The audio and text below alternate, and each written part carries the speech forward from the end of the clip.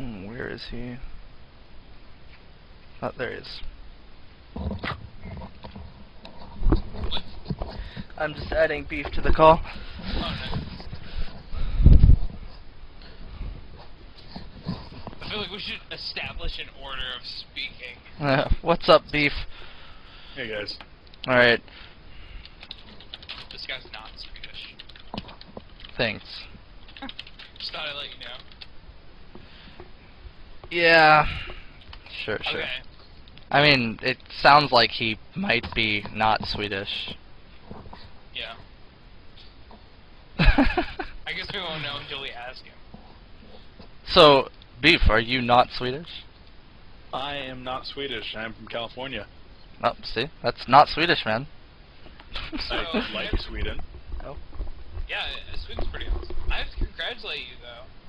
You're the first state to legalize automated cars, right? Something like that. Google's happy about that. Man, I gotta tell you, I wish I could just tell my car where I want to go and then, like, take a nap. That'd be so I do not know that I could trust my car to fall asleep while driving. Yeah, I'd same. I Alright. think it'd be okay, because if it didn't work, you just blame the company. Well, beef, since you're new to the stream group here, you can introduce our players. Alright. Well, in the top left-hand corner of Tal'Darim Altar, we do have the Teal Zerg, Arturoth, making his way up through the lower bracket, possibly to go ahead and face the guy that knocked him down in the grand finals, but right now he has to make it through our yellow player in the top right, the yellow Terran, Lemondrops. Damn, you're like gotta a say, pro. I was about to say, man, that was like seamless. That was beautiful. I want to like give you a high five right now. I want to cry. That was beautiful. That was so beautiful. I have a thing or two to learn from you. I'll be here all week. Except Saturday. Except I'll be at the Saturday. beach on Saturday. Oh, okay. Man, I don't like the beach though. How do you not like the beach?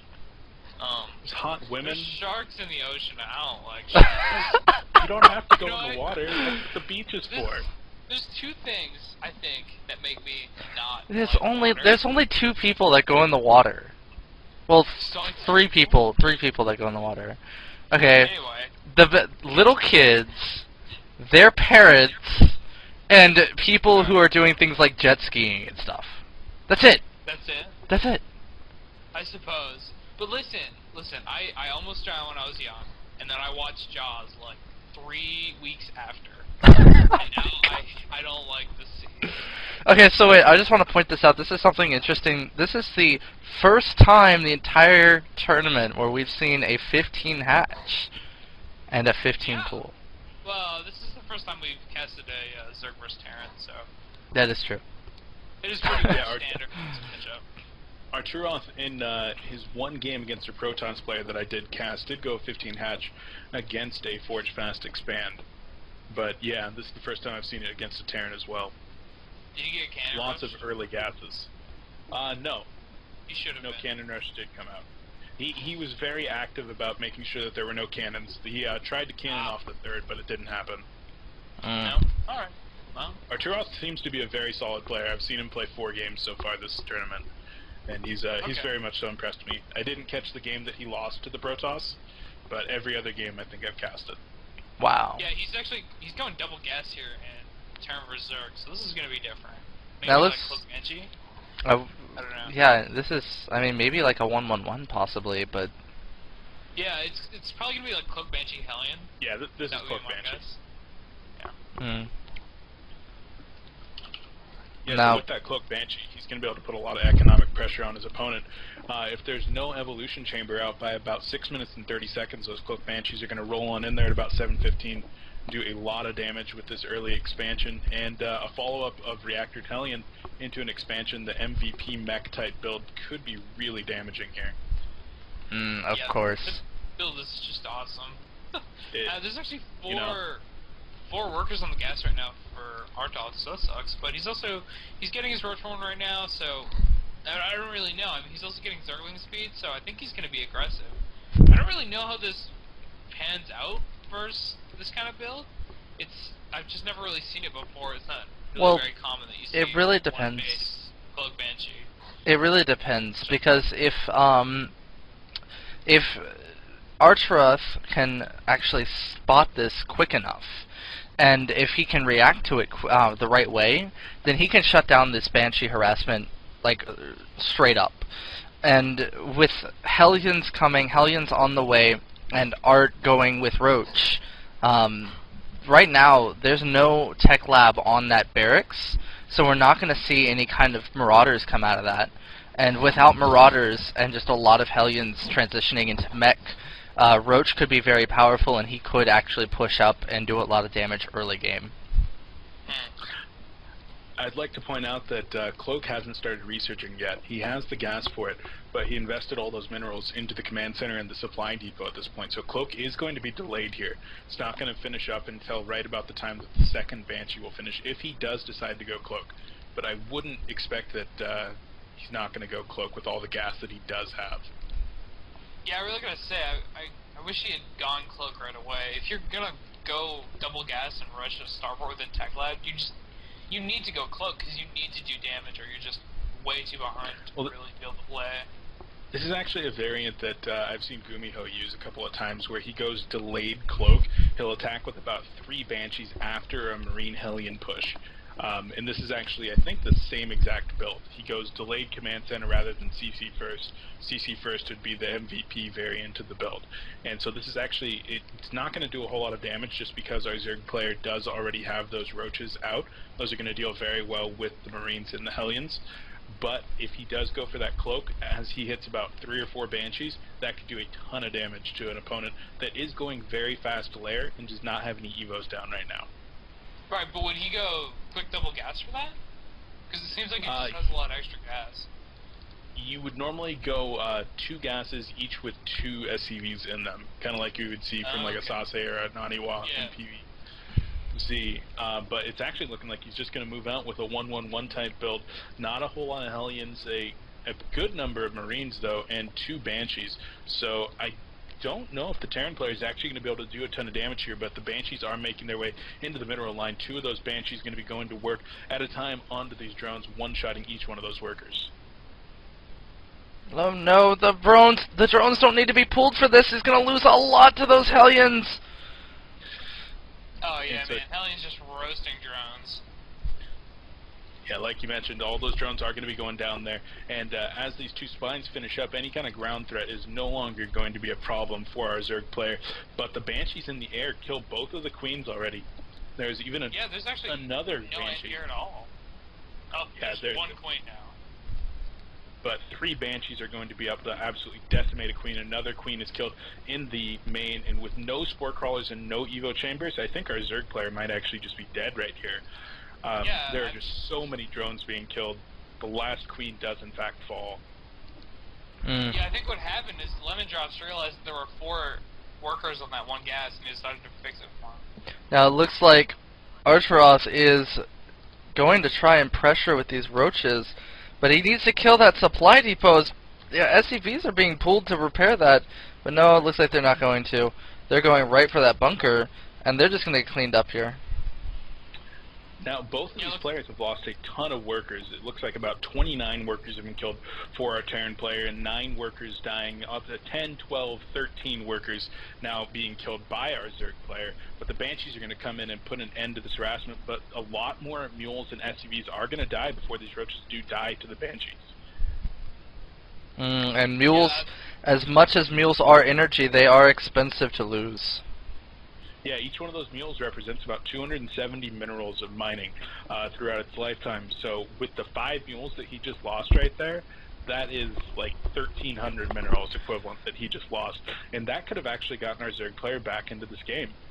That definitely could have, as there are only a handful of SCVs and 1 mule left to... Yeah, up to 20 workers now is our Zerg player again. So he's getting both of his bases saturated. The second orbital command was never moved out onto the natural, so mining hasn't started from that. And with the number of mules that our Terran player has been dropping, a couple of these mineral patches are going to start mining out. One of them is actually already Oh, never mind.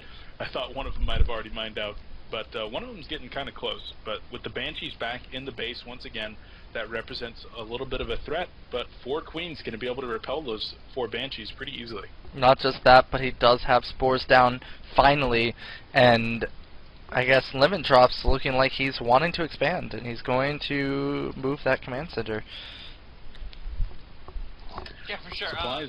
I actually think this is really late. Like, this command center should have been on in the natural a while ago, just so that he could drop mules there. He would have had to lift it when those roaches walked in, but it'd still be a lot less mined out on his main and a lot, more mined out on his natural and just be more even.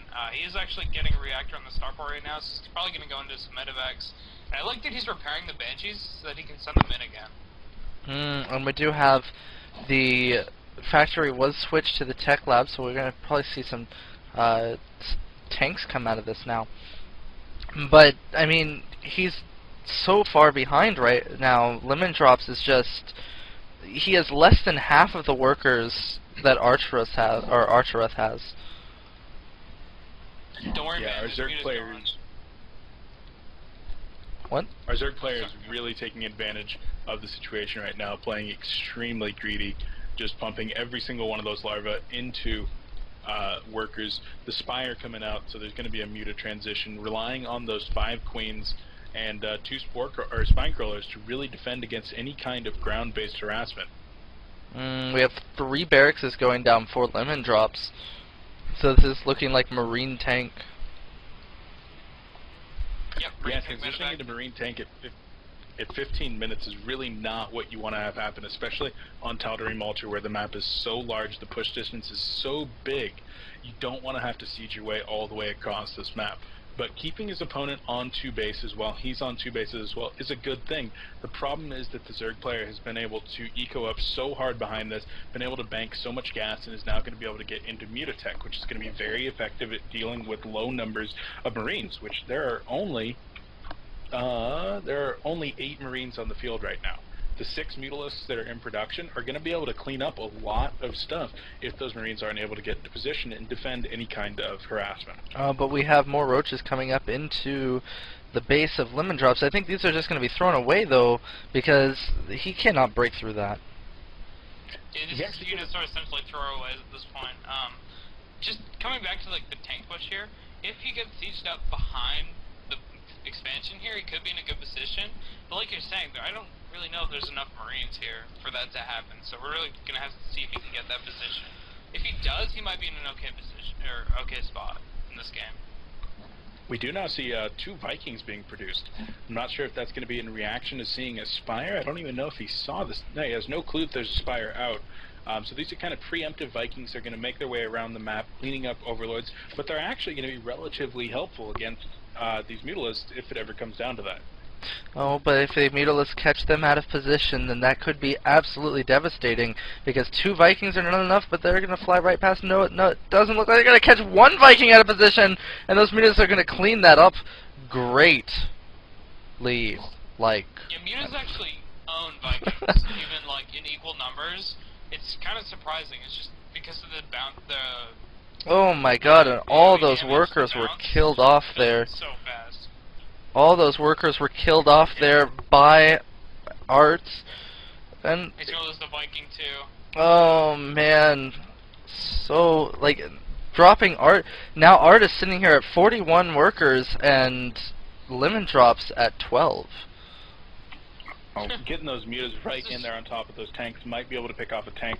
Actually just going to go ahead and choose to pick off some workers for the time being, completely outrunning the Marines. Stim has not been finished here at 18 minutes. That is absolutely abysmal. And oh, this is going to continue to do a ton of damage. There are 5 workers. 5 workers for Lemondrops right now as Arturoth just got his 3rd up. He is looking really strong right now. Yeah, I mean, mules are good, but they're not that good.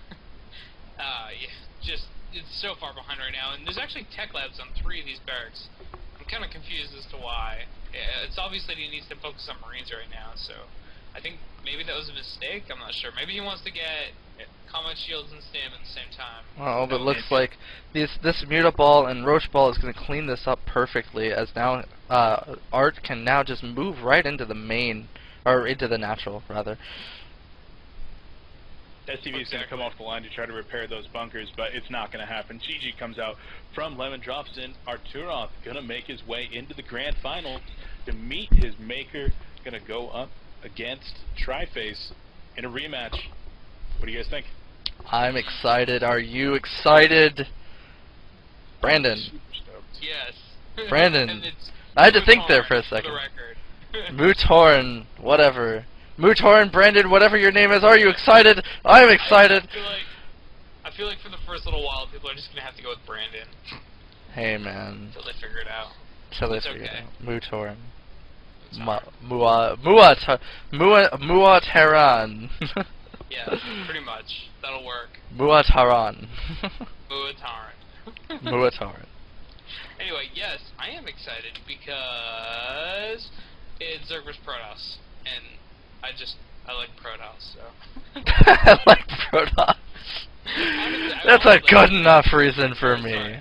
I keep saying lemongrass because I've been cooking Taiwanese food lately, so. No, it's Lemondrops. I wanted Lemondrops to win.